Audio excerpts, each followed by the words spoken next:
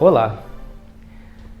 O lançamento das naves Voyager ao espaço em 1977 foi um dos maiores feitos da engenharia humana ao longo de toda a nossa história de vida aqui na Terra. Em nosso dia a dia, às vezes não nos damos conta de como é o universo. Gostamos de ver as estrelas à noite, mas não sabemos a que distância elas estão. Nós somos programados para contar distâncias em metros ou quilômetros, o tempo em algumas dezenas de anos, e a velocidade no que marca o velocímetro do automóvel. Então, antes de iniciarmos a nossa viagem pelo espaço, com a história fascinante sobre as naves Voyager, vamos mostrar algumas analogias que nos surpreenderão.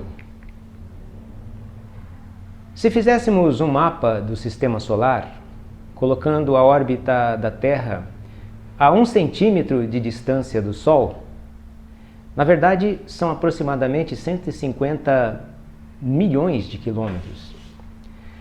Próxima Centauri, que é a estrela mais perto, ela teria que ser representada a uma distância de 2,7 quilômetros. Sabemos que um raio de luz propaga-se no vácuo a velocidade aproximada de 300 mil quilômetros por segundo. Se pudéssemos explorar o universo a essa fantástica velocidade, um sinal enviado da Terra atingiria a Lua em pouco mais de 1 segundo, o Sol em 8 minutos e 19 segundos. Levaria 35 minutos para chegar ao planeta Júpiter, no momento mais favorável de sua posição, e cerca de 5 horas e 30 minutos para alcançar a órbita de Plutão. Em seguida, até atingir Próxima Centauri, o sinal transmitido nas asas da luz viajaria por mais 4 anos e 4 meses. Já deu para percebermos que o universo é predominantemente espaço vazio. As distâncias entre os corpos celestes são imensas, quase não cabem na nossa imaginação. A Voyager 1 e a Voyager 2 são as sondas espaciais que desvendaram o Sistema Solar para a espécie humana, abrindo a trilha para as gerações futuras. Antes de seu lançamento, em agosto e setembro de 1977, éramos quase totalmente ignorantes sobre a parte planetária do Sistema Solar. Nos 12 anos seguintes, forneceram-nos as primeiras informações minuciosas sobre muitos mundos novos, uns antes conhecidos apenas como discos imprecisos nas oculares de telescópios no solo. Os meios de lançamento eram muito fracos para enviar uma sonda dessas a Júpiter. O recurso utilizado foi voar perto de outro planeta, para que a sua gravidade arremessasse a nave até o próximo. Um impulso gravitacional, como se diz. A Voyager 2 valeu-se de um raro alinhamento dos planetas. Passou perto de Júpiter, que a acelerou para Saturno, daí para Urano, de Urano para Netuno e de Netuno para as estrelas. Mas não se pode fazer isso sempre que se queira. Foi uma sorte rara. Sem recursos financeiros adequados, o Laboratório de Propulsão a Jato da NASA, JPL, só conseguiu construir uma sonda espacial que funcionasse confiavelmente até Saturno. Mais além, não se garantia nada. Entretanto, devido ao brilhantismo do projeto de engenharia, As duas naves espaciais foram explorar Urano e Netuno, e depois disso lançadas para o espaço interestelar, de onde ainda hoje envia informações para a Terra. E o aparente milagre foi devido à evolução dos softwares, que podiam ser atualizados através de transmissão de rádio. Em 1992, depois de ultrapassar o último planeta conhecido do Sol, as Voyager captaram emissões de rádio, talvez emanadas da ainda remota heliopausa, o lugar onde o vento irradiado do Sol dá lugar ao vento que vem das estrelas. Como estamos presos à Terra, somos forçados a espiar os mundos distantes através de um oceano de ar deformador. Boa parte das ondas ultravioletas, infravermelhas e de rádio que eles emitem não penetram em nossa atmosfera.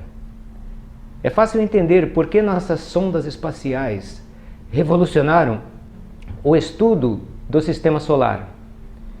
Subimos para a claridade perfeita do vácuo no espaço e ali nos aproximamos de nossos alvos, como fizeram as Voyager, descrevendo órbitas ao redor deles, voando sobre suas superfícies. Essas naves espaciais transmitiram 4 trilhões de bits de informação para a Terra, o equivalente a aproximadamente 100 mil volumes de enciclopédias. A missão, concebida no final dos anos de 1960, recebeu seu primeiro financiamento em 1972 e só foi aprovada em sua forma final depois que as naves já tinham completado o reconhecimento de Júpiter. As duas naves foram levadas ao espaço por um foguete Titan Centauri, uma configuração não reutilizável de propulsor auxiliar. Pesando cerca de 1 tonelada, cada Voyager consome aproximadamente 400 watts de energia de um gerador que converte plutônio radioativo em eletricidade. Se fosse contar com a energia solar, a potência disponível diminuiria rapidamente à medida que a nave se aventurasse cada vez mais longe do Sol. Quando qualquer das Voyager se via em dificuldades, os computadores empregavam a lógica de árvore de decisões para definir a linha apropriada de ação. Se não funcionasse, a nave transmitia para a Terra um pedido de socorro. Nessas imensas distâncias, a luz torna-se cada vez mais fraca e os sinais de rádio transmitidos para a Terra ficam cada vez mais débeis. Esses eram problemas previsíveis, mas ainda assim muito sérios, que os engenheiros e cientistas do JPL tinham que resolver. Devido aos baixos níveis de iluminação em Urano e Netuno, as câmeras da Voyager foram obrigadas a adotar tempos de exposição mais longos. Mas a nave espacial avançava tão rapidamente, cerca de 55 mil quilômetros por hora, que a imagem ficava borrada. Para contrabalançar esse efeito, toda a nave espacial tinha que mover durante os tempos de exposição. Pode parecer fácil, mas não é. É preciso neutralizar até o mais inocente dos movimentos. Com gravidade zero, o simples girar e desligar do gravador de bordo pode balançar a nave o suficiente para manchar a foto. O problema foi resolvido enviando-se comandos para pequenos foguetes que há na sonda espacial. Máquinas de sensibilidade refinada. Com um breve jato de gás no início e no fim de cada sequência de recepção de dados, os aceleradores compensavam o balanço do gravador, virando toda a nave espacial apenas um pouquinho. Para lidar com a baixa potência de rádio recebida na Terra, os engenheiros projetaram uma forma nova e mais eficiente de gravar e transmitir dados. E os radiotelescópios sobre a Terra foram conectados eletronicamente com outros para que sua sensibilidade ficasse maior. De modo geral, segundo muitos critérios, o sistema de imagem funcionou melhor em Urano e Netuno, planetas mais distantes, do que em Júpiter e Saturno. A Voyager é um ser inteligente, parte robô, parte humano. Estende os sentidos humanos até mundos distantes. Para tarefas simples e problemas de curto prazo, confia em sua própria inteligência. Para tarefas complexas e problemas de longo prazo, recorre à inteligência e à experiência coletiva dos engenheiros da JPL. Essa tendência certamente vai crescer. As Voyager encarnam a tecnologia dos anos 70. Se fossem projetadas hoje, espaçonaves para uma missão desse tipo incorporariam progressos incríveis em inteligência artificial, miniaturização, velocidade de processamento de dados, capacidade de autodiagnóstico e correção e tendência a aprender com a experiência. Seriam também muito mais baratas. Netuno era o último ponto a ser visitado na grande viagem da Voyager 2 pelo Sistema Solar. As temperaturas típicas em suas nuvens superiores são de aproximadamente menos 240 graus centígrados, pois está muito distante dos raios quentes do Sol. Seria mais frio se não fosse o calor emanado do seu interior. A distância de Netuno é tão grande que ele ainda não completou uma única volta ao redor do Sol desde a sua descoberta em 1846. As naves Voyager ultrapassaram os limites das órbitas de todos os planetas de nosso sistema solar. Então, completando o seu longo adeus ao nosso sistema planetário, libertadas dos elos gravitacionais que os ligavam ao Sol, as Voyagers partiram para o mar aberto do espaço interestelar e começaram a fase 2 de sua missão. Quando seus transmissores de rádio forem desativados, as naves espaciais vão vagar durante eras na calma e fria escuridão interestelar, onde não existe quase nada para desgastá-las.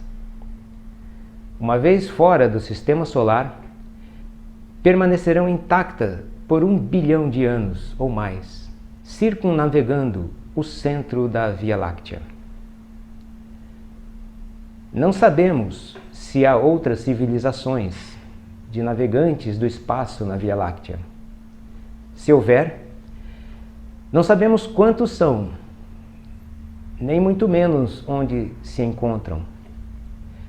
Mas há pelo menos uma possibilidade de que, num futuro remoto, uma das Voyagers venha a ser interceptada e examinada por uma nave alienígena.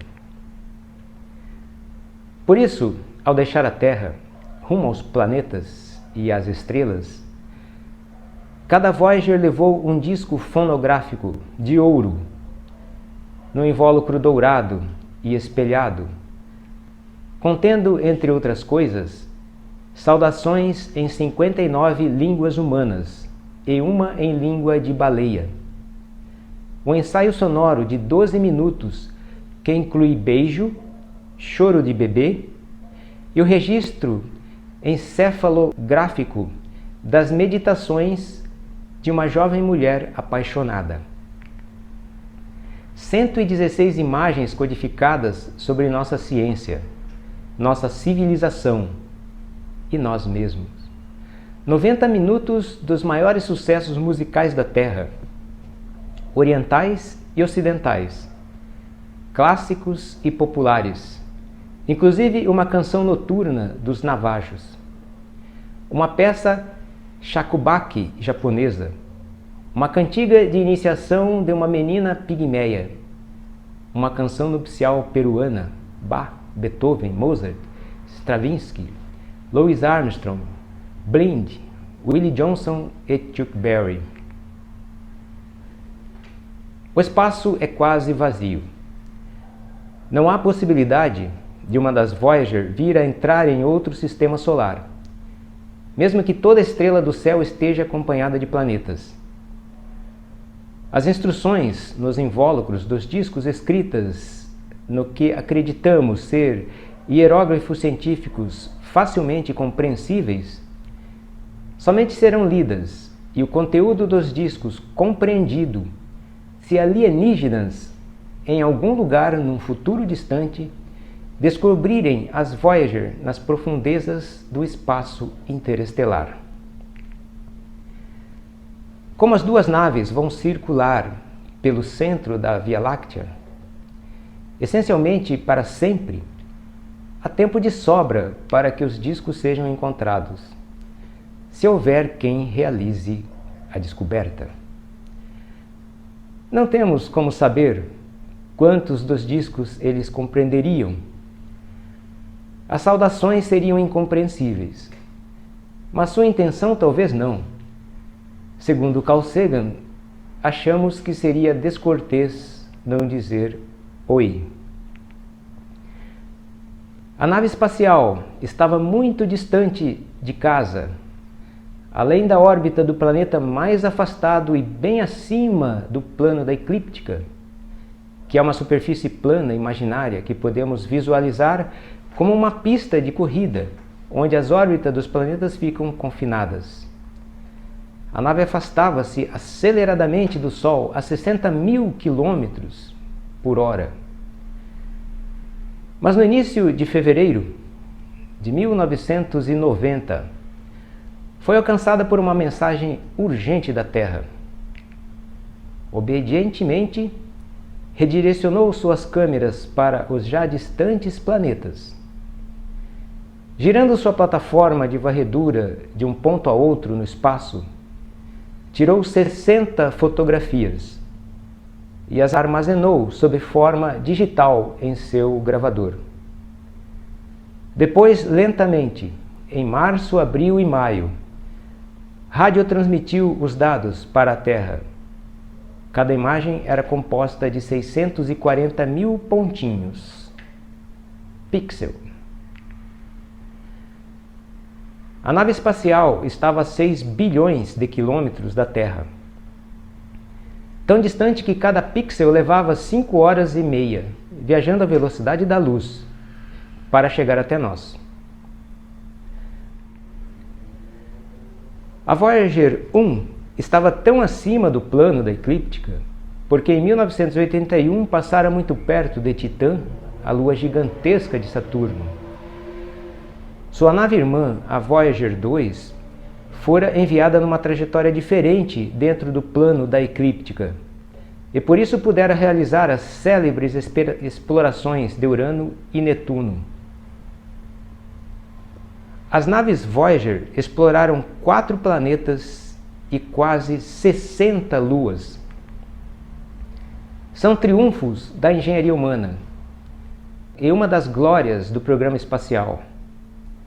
Ainda estarão nos livros de história quando muitos outros dados sobre nossa época já tiverem caído no esquecimento. O funcionamento das Voyager só estava garantido até o encontro com Saturno. Carl Sagan achou que seria uma boa ideia, logo depois de Saturno, que elas lançassem um último olhar para casa.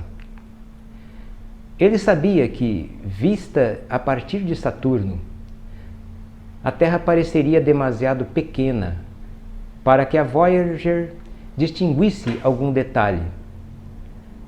O nosso planeta seria apenas um ponto de luz, um pixel solitário, mal distinguível dos muitos outros pontos de luz que a Voyager podia divisar, planetas próximos e sóis distantes. Mas justamente por causa da obscuridade de nosso mundo, assim revelado, valeria a pena ter a fotografia. Embora quase todo mundo aprenda que a Terra é um globo, ao qual estamos de certa forma presos pela gravidade, a realidade de nossa circunstância só começou de fato a penetrar em nosso entendimento com a famosa fotografia feita pela Apollo 17, na última viagem de seres humanos à Lua. Ela se tornou uma espécie de ícone de nossa era. Não há, entretanto, sinal de seres humanos na fotografia, nem de nossas máquinas, nem de nós mesmos. Somos demasiado pequenos e nossa política é demasiado fraca para sermos vistos por uma nave espacial entre a Terra e a Lua. As fotografias da Apollo, da Terra inteira, transmitiram às multidões algo bem conhecido dos astrônomos. Na escala de mundos, para não falar da escala de estrelas ou galáxias, os seres humanos são insignificantes. Uma película fina de vida sobre um bloco obscuro e solitário de rocha e metal. Carl Sagan percebeu que outra fotografia da Terra, tirada de um ponto de centenas de milhares de vezes mais distantes, poderia ajudar no processo contínuo de revelar-nos nossa verdadeira circunstância e condição. Os cientistas e filósofos da antiguidade clássica tinham compreendido muito bem que a Terra era um simples ponto num vasto cosmos circundante, mas ninguém jamais a vira nessa condição. Era a nossa primeira oportunidade e também a última em várias décadas.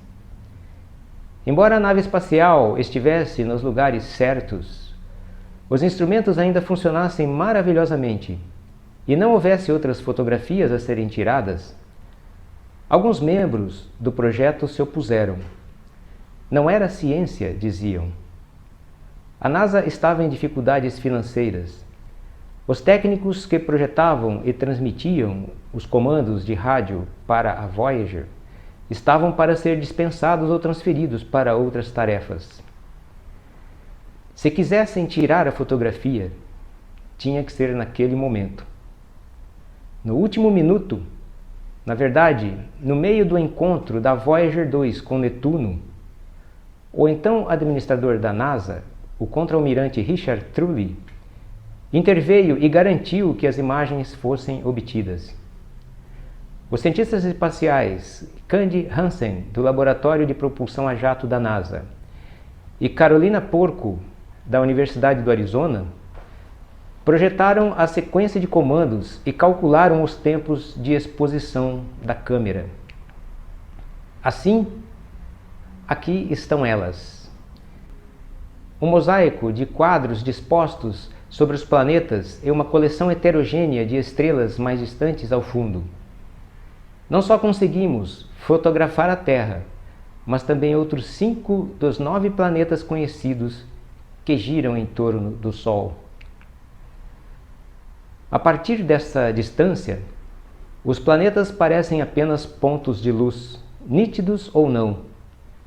Mesmo através do telescópio de alta resolução a bordo da Voyager, são como os planetas vistos a olho nu na superfície da Terra. Olhando simplesmente para um desses pontos, não se pode dizer como ele é, o que existe na sua superfície, qual foi seu passado e se neste momento em particular alguém vive ali. Devido ao reflexo da luz do Sol na nave espacial, a Terra parece estar pousada num raio de luz, como se nosso pequeno mundo fosse privilegiado. Mas é apenas um acidente de geometria e ótica. O Sol emite sua radiação equitativamente em todas as direções. Se a foto tivesse sido tirada um pouco mais cedo ou um pouco mais tarde, nenhum raio de sol teria levado mais luz à Terra.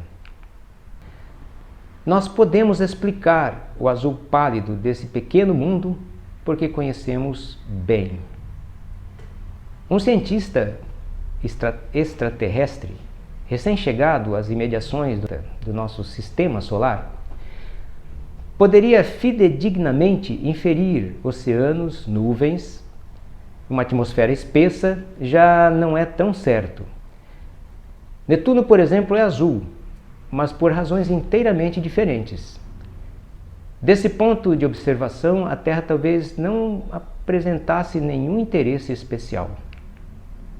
Para nós, no entanto, ela é diferente. Olhem de novo para o ponto. É ali. É a nossa casa. Somos nós. Nesse ponto, todos aqueles que amamos, que conhecemos, de quem já ouvimos falar, todos os seres humanos que já existiram, vivem ou viveram, estão ali. Toda a nossa mistura de alegria e sofrimento, todas as ideologias e doutrinas econômicas, todos os caçadores e saqueadores, heróis e covardes, criadores e destruidores de civilizações, reis e camponeses, jovens casais apaixonados, pais e mães, todas as crianças, todos os inventores e exploradores, professores de moral, políticos corruptos, superastros, líderes supremos, todos os santos e pecadores da história da nossa espécie estão ali, num grão de poeira suspenso num raio de sol. A Terra é um palco muito pequeno em uma imensa arena cósmica. Pensem nos rios de sangue derramados por todos os generais e imperadores, para que na glória do triunfo pudessem ser os senhores momentâneos de uma fração desse ponto. Pensem nas crueldades infinitas cometidas pelos habitantes de um canto desse pixel contra os habitantes mal distinguíveis de um outro canto, em seus frequentes conflitos, em sua ânsia de recíproca destruição, em seus ódios ardentes. Nossas atitudes, nossa pretensa importância, a ilusão de que temos uma posição privilegiada no universo, tudo é posto em dúvida por esse ponto de luz pálida. Tem-se dito que a astronomia é uma experiência que forma o caráter e ensina humildade.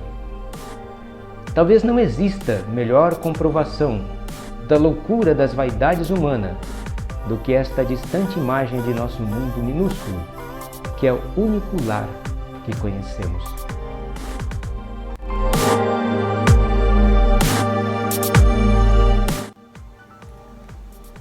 A história das Voyager 1 e 2 nós extraímos aqui deste livro, Pálido Ponto Azul, uma relíquia, um clássico do astrônomo Carl Sagan.